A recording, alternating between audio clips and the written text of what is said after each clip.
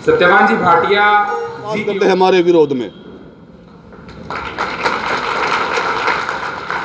तो कौन हुआ गद्दार? हमारे समाज के व्यक्ति ही हुए जो वहां पर बैठे हुए। इसी तरह से उन लोगों को क्या है, डर है कि आगे तुम्हें टिकट नहीं मिलेगा।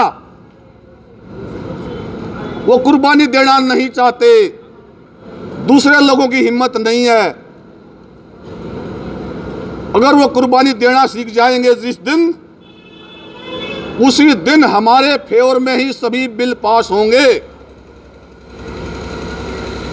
बाबा साहब ने जो 2 वोट का अधिकार दिया था,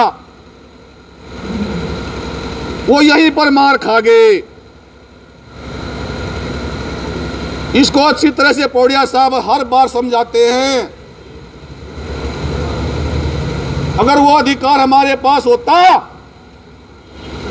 तो हमारे द्वारा चुने गए व्यक्ति वहां पर पहुंचते और वो किसी के मोहताज नहीं होते आगे तुम्हें टिकट मिलेगा नहीं मिलेगा।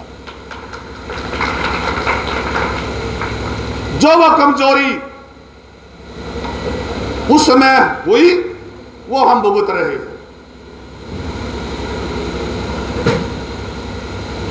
बहुत सारी बातें हैं, समय ज्यादा हो चुका है। इतना जरूर कहूंगा, अब की बार पिछली बार 22 संस्थाएं थी, अब की बार 27-28 संस्थाओं ने इकट्ठा करके जो शोभा यात्रा निकाली है, बड़ा सहयोग दिया सभी ने। रास्ते में जगह जगह पर स्टॉल भी लगाए, किसी ने पानी का प्रबंध किया, किसी ने फ्रूटी का प्रबंध किया, किसी ने हलवे का, किसी ने खीर का। ये समाज उसी बाबा साहब की देन है और हम सभी उनके आभारी हैं। मैं समझता हूं कि हमसे किसी प्रकार की गलती भी हुई हो, हम बच्चे हैं आपके, गलतियां भी हो जाती हैं, इंसान से गलती होती है। उस दुर्भावना को निकाल देना।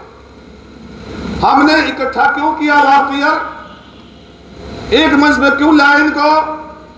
हमने ऐलान कर दिया था जो हमारे अंदर ईगो है, जो हमारे अंदर घमंड है, हमने उसको कूड़े में डाल दिया है। यदि कोई हमें झूठ मारेगा तो हम फिर उसको फूल समझेंगे, इसलिए हमने एक मंच पर लोगों को इकट्ठा किया। कुछ बातें होती रहती हैं। मैं आप सभी से निवेदन करता हूं,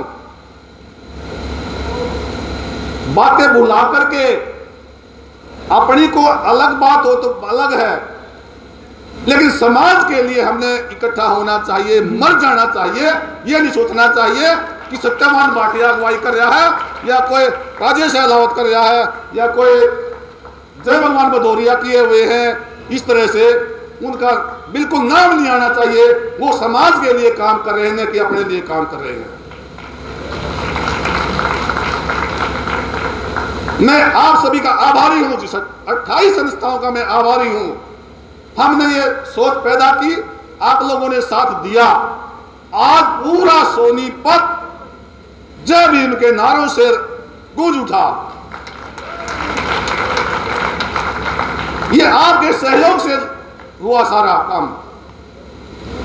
अगर ये एकता हम आगे भी दिखाते रहेंगे तो किसी की ताकत नहीं है जो हमारे अधिकारों पर ठेस पहुंचाएगा। हमें आपसी भेदभाव में नहीं फंसना चाहिए। जब समाज का काम आ जाता है तो हमने इकट्ठा हो जाना चाहिए।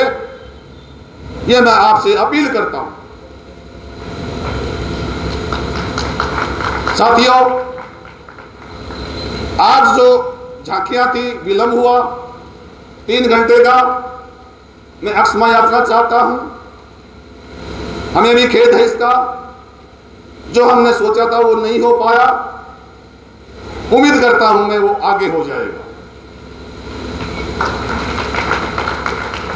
क्योंकि जो एक्ट के रूप में लोगों को दिखाया जाता है, हम छोटे छोटे थे, सांग होते थे, उसमें हमें पूरे सांग याद रहते थे। चाहे उन्हें कुछ जो भी सांग होते थे डेली महीने महीने भर चलते थे। किसी का भी किस्सा हो, मैं अपनी बताता हूं, सारे सांग हमें याद रहते थे। तो ठीक प्रैक्टिकल रूप में यदि हम बीच में भी अगर इस तरह से करते रहेंगे तो बाबा साहब के द्वारा जो किए गए कार्य हैं उनको हम कभी नहीं भूल पाएंगे। वो हमारे लिए असली सांगी वो थे।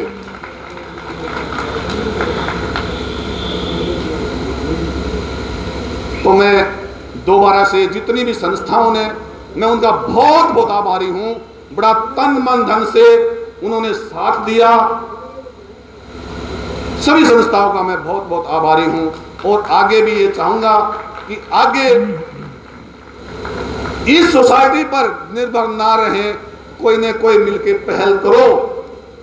हम भी उनका जितना आपने साथ दिया उससे ज्यादा साथ देंगे हम।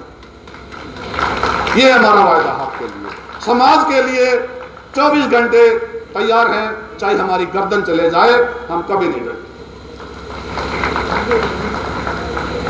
हम हेडोक पे नौकरी में होते हुए हमने संघर्ष किए हैं, धरने प्रदर्शन किए, हम किसी से नहीं डरे। आप बैठे हो पूर्व के सामने, भूख हड़ताल हमने की समाज के लिए, सारे बैठे हुए यहां पर, धरने प्रदर्शन हमने किए। जितने हमारे खिलाफ सुप्रीम कोर्ट ने या हाई कोर्ट ने जो डिसीजन दिए उनके खिलाफ हम मैदान में उतरे। लेकिन कब क्यों उतरे? वो आप लोगों का आशीर्वाद, आप लोगों का साथ है, इसलिए हम वहां पर उतरे। तो ज्यादा समय हो चुका है, बातें तो बहुत है। मैं अपनी वाणी को विराम देता हूं। जय भीम, जय भारत। Thank you.